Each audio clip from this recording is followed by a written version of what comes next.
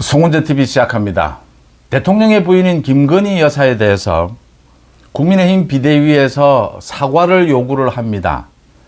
그런데 김건희 여사가 한동훈 비대위원장에게 각종 문자도 보내고 이런 소동 끝에 윤석열 대통령이 비대위원장인 한동훈의 사퇴를 요구하고 한동훈이 이를 거부하는 이런 파동이 일어납니다. 지난 1월의 이야기입니다. 그 다음 2월 들어서 이종섭을 국방부 장관을 하던 이종섭을 이 호주 대사로 임명을 강행을 합니다. MBC를 비롯해서 일부 언론이 가짜뉴스 거짓 선동을 하기 위해서 대기하고 있는데도 윤 대통령은 이종섭 호주 대사 임명을 강행을 합니다.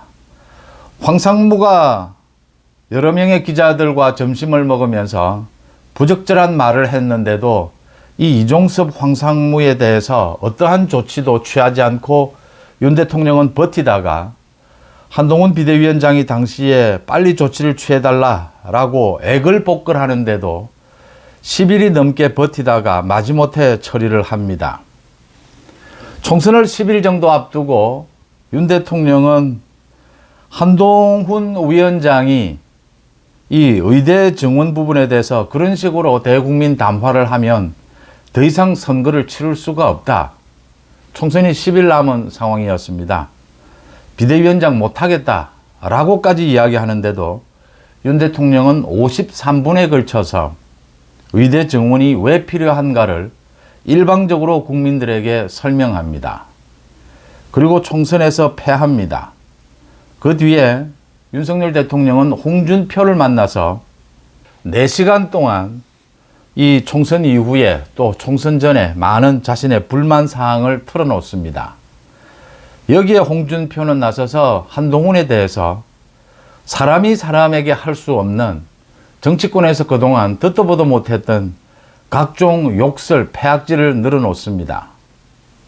그 다음 윤 대통령은 수많은 의혹, 반대에도 불구하고 이재명 민주당 대표를 만났고 이재명 민주당 대표가 이 영수회담에서 난동을 부리다시피 하는 아무런 결과도 없이 끝납니다.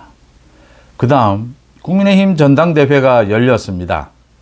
원희룡이 갑자기 친윤 후보다 라고 등장을 해서 이 전당대회 내내 한동훈에 대해서 폐악질을 하고 거짓 선동을 하는 가짜뉴스를 퍼뜨리는 일이 일어났습니다. 그 다음 전당대회가 끝나고 나서 많은 의심과 많은 반대에도 불구하고 윤 대통령은 김경수, 드루킹 의혹의 김경수를 복권시킵니다. 그 다음 윤 대통령은 이제 의료 대란이라고 하는 이 심각한 우려에도 불구하고 전혀 흔들림 없이 이 의료개혁을 추진하겠다라고 했습니다. 지난 8개월 동안 일어났던 굵직굵직한 일들만 제가 모아봤습니다. 윤석열 대통령의 판단이 모두 틀렸습니다. 김건희, 이종섭, 황상무, 의대 정원, 홍준표, 이재명, 원희룡, 김경수, 의료대란. 윤석열 대통령의 판단이 모두 틀렸습니다.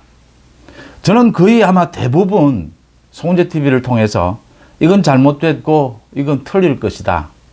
윤 대통령의 판단이 틀릴 것이다 라고 예상했고 분석했습니다. 제가 대단한 예지력이 있는 것도 아니고 대단한 분석력이 있는 것도 아닙니다. 그런데 어떻게 해서 저는 이걸 거의 다 맞출 수 있었을까? 윤석열 대통령의 고집, 윤석열 대통령의 좋게 이야기하면 일관성 때문입니다. 이렇게 했으니까 또 이렇게 할 것이다. 이렇게 감정이 상해 있으니까 또 이렇게 감정적으로 처리할 것이다. 거의 맞아 떨어졌습니다. 계속 되풀이되고 있습니다. 변하지 않습니다. 저는 기자 생활을 하면서 인사와 예산권을 쥔 대통령을 비롯해서 자치단체장을 때로는 가까이에서 때로는 멀리서 오랫동안 지켜볼 수 있는 기회를 가졌습니다. 거의 대부분 어떻게 해서 망하고 어떻게 해서 흥하는지를 거의 다 체험할 수 있었습니다. 흔히 이런 이야기를 합니다. 인사권을 쥐고 있는 사람이 감정적으로 어떻게 변하느냐, 어떤 결정을, 어떤 생각을 하느냐, 이게 읽히는 순간 측근들에게 읽히는 순간 모든 것은 인사권자 생각대로 가지 않습니다. 의료대란 인사권자가 의료대란은 별거 아니지 않아? 하면 의료대란이 별것 아니지 않는 증거, 근거를 100가지를 가져옵니다. 인사권자가 오늘 이런 이야기를 하고 내일 곧바로 정면으로 바꿔서 의료대란이 심각하다는데 하면 곧바로 인사권자에게 의료대란 심각한 근거, 증거를 100가지 또 가져옵니다. 대한민국의 공무원들은 굉장히 똑똑합니다. 굉장히 뛰어납니다. 이 공무원들에 의해서 또 측근들에 의해서 인해 장막 속에 어떻게 권력이 무너져 가는지를 수도 없이 경험을 했습니다. 은퇴 이야기를 합니다. 저도 나이가 은퇴를 생각하는 나이가 됐습니다. 건강이 나빠지면 은퇴를 해야 된다고 생각합니다. 또 한 가지는 자기 잘못을 반성하지 않고 변화하지 않으면 은퇴해야 된다고 생각합니다. 정치권은 정말 격동합니다. 어제 다르고 오늘 다릅니다. 잘못이 드러났는데도 인정하지 않고 고집을 부리는 것은 은퇴를 해야 합니다. 사회과학을 다룰 수 없는 자세입니다. 틀릴 수밖에 없고 변화할 수밖에 없습니다. 변하지 않고 틀린 것을 인정하지 않으면 은퇴해야 합니다. 제가 이런 말을 길게 드리는 이유는 오늘 한동훈 대표가 이 연찬회 폐회식을 갖고 난 다음에 기자들에게 이런 이야기를 했습니다. 이 의료 대란 부분과 관련해서 좀 심각하다. 자기가 중재안을 냈는데 2026년도는 이 동결을 하자라는 중재안을 냈는데 이게 맞다고 생각하지 않는다. 이게 틀렸을 수도 있다라고 생각한다. 다른 더 좋은 대안이 있다면 그 안을 따르겠다. 그런데 심각하기 때문에 다른 대안이 나와야 한다라고 이야기했습니다. 그 다음 또 한 가지 중요한 이야기를 했습니다. 지금 당정 갈등이라고 이야기하는데 대통령에게 감정이 있는 것이냐라고 했습니다. 한동훈 대표가 감정은 전혀 없다라고 했습니다. 어떻게 해서 감정이 없을 수가 있겠습니까? 일을 해 가는데.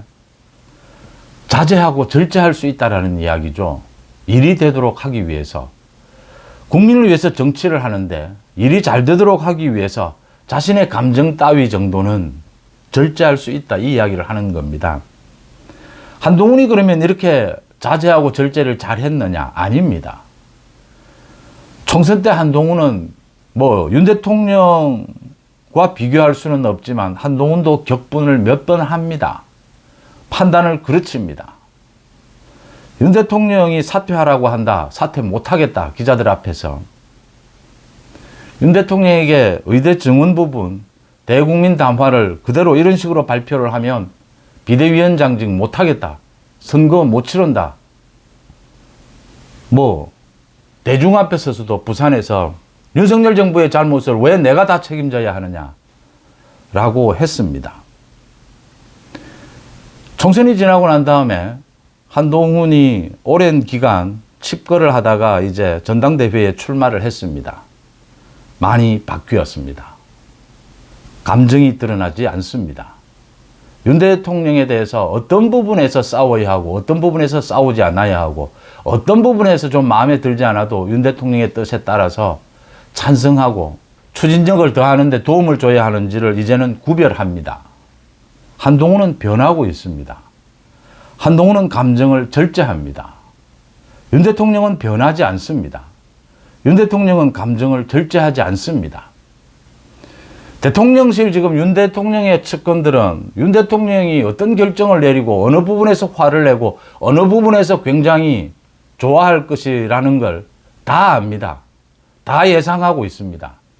측근들이 대통령실의 그 많은 참모들이 윤석열 대통령이 앞으로 이런 문제에 대해서는 어떻게 반응할 것이다라는 걸 모두 읽고 모두 알고 있다라고 하는 이야기입니다. 이 국민의힘 연찬회 여기에 윤석열 대통령이 처음으로 참석하지 않았습니다.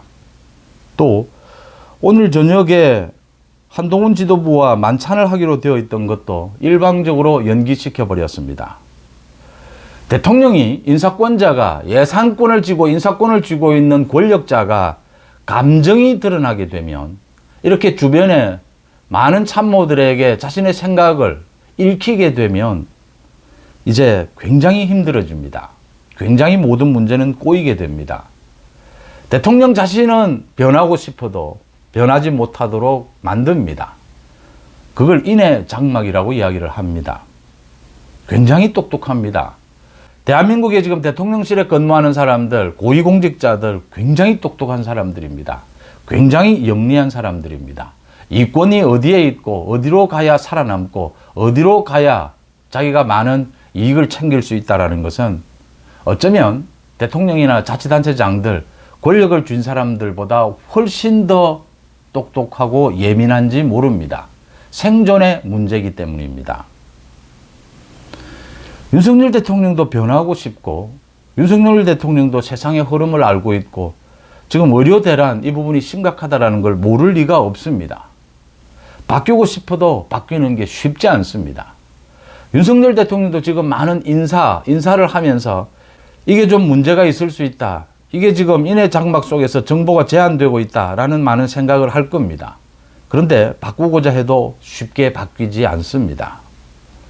윤석열 대통령처럼 희노애락이 곧바로 드러나는 이런 경우에 이 리더십의 변화를 주려면 희노애락이 그대로 많이 드러나는 형태로 또 변화를 줄 수밖에는 방법이 없습니다. 그러니까 이런 식입니다. 지금 대통령실에 많은 사람들이, 많은 참모들이 한동훈과 윤 대통령은 이제 끝났다. 개인적인 감정으로 이제는 또 정치적으로 완전히 끝났다. 이럴 때 아무에게도 사전에 이야기하지 않고 이 연찬회에 참석을 하는 것입니다. 만찬회 그대로 진행을 하는 겁니다. 한동훈과 더없이 긴밀한 협조 관계를 보여주는 것입니다. 인해 장막을 깨트리는 방식입니다. 정보 차단을 깨트리는 방식입니다. 권력자의 권력 운용 방식입니다. 윤 대통령이 모를 리가 없습니다. 윤 대통령이 그 방법으로 가는 것이 자꾸만 주저되는, 머뭇머뭇하게 되는 그 이유가 무엇일까? 이런 식으로 가게 되면 윤 대통령이 계속 변하지 않고 윤 대통령이 감정을 절제하지 못하면 앞으로 주도권은 국회로 완전히 넘어가게 됩니다. 국회에서 여야가 합의하지 않고 야당만, 민주당이, 다수당인 민주당이 저렇게 난동을 부리는데도 국정이 제대로 되어가는 것이 하나도 없습니다. 만약에 여야가 합의하게 된다면 윤석열 정부는 할 수 있는 일이 정말 아무것도 없습니다. 대통령실이 하는 일은 새로운 일입니다. 새로운 정책 개발, 새로운 국정 방향 제시, 새로운 국민들에 대한 설득 이런 것들입니다. 기존에 하는 국회에서 정해주는 예산의 범위, 기존에 하는 정책은 국무총리 내각에 맡겨둬도 잘 돌아갑니다. 대통령실이 필요가 없습니다. 만약 여야가 합의를 해서 전국을 운영하는 이런 상황이 오게 되면 윤석열 정부는 심각해집니다. 소위 식물정권으로 전락하게 됩니다. 그 첫 계기가 이제 오는 일요일입니다. 한동훈과 이재명의 여야 대표회담입니다. 지금 많은 의제를 가지고 확정을 하고 밀고 당기기를 하고 있습니다. 의미 없다고 봅니다. 결국 모든 이야기는 다 나오게 되어 있습니다. 여야가 대표가 만나서 비공개로 회담을 하는데 나오지 못할 이야기가 하나도 없습니다. 지금 이제 겉으로 실무자들이 만나서 이건 의제로 올리자 말자 이렇게 협의하는 것은 성과입니다. 이 대표회담을 하고 난 다음에 어떤 성과를 낼 것이냐 그걸 조정하는 것입니다. 세 사람씩 만난다 하더라도 여야 대표끼리 이야기 못할 것은 하나도 없습니다. 논의는 다 될 수 있습니다. 성과가 될지 안 될지 불확실한 것은 의제로 올리지 못한다 이 이야기를 하고 있는 것입니다. 윤석열 대통령이 다시 검찰총장을 마치고 대선 후보로 나서서 정권 교체를 해내고 지난 2년 동안 법치, 공정, 개혁을 추진해왔던 그 박력 있고 변화무쌍한 그 리더십을 회복해야 합니다. 감정을 절제해야 합니다. 국민들을 위해서 정치하는 것입니다. 국민들을 위하지 않는 정치라면 대통령도 필요 없습니다. 여당 대표, 야당 대표 필요 없습니다. 국회도 필요 없습니다. 당연한 일이지 않습니까? 국민들을 위한 정치를 하는데 개인 감정에 의해서 휘둘리게 된다면 그건 이미 얘기를 할 수가 없는 것입니다. 저는 정치인이든 정치평론가든 자신의 잘못을 인정하지 않고 변화하지 않는 사람과는 더 이상 대화하지 않습니다. 가치가 없기 때문입니다. 그리고 계속해서 제 자신도 되돌아봅니다. 제가 틀릴 수밖에 없는 이 격동하는 정치 현상 속에서 제가 잘못한 것을 언제나 인정하지 않고 있는가, 인정하기 싫어지는가, 이 변하는 정세 속에서 스스로 같이 변화하고 있는가, 변하기 싫은 것은 아닌가, 변화하기 싫어지고 제 잘못을 인정하기 싫어지면 은퇴하는 것 이외에는 다른 방법이 없습니다. 송재TV 마칩니다. 고맙습니다.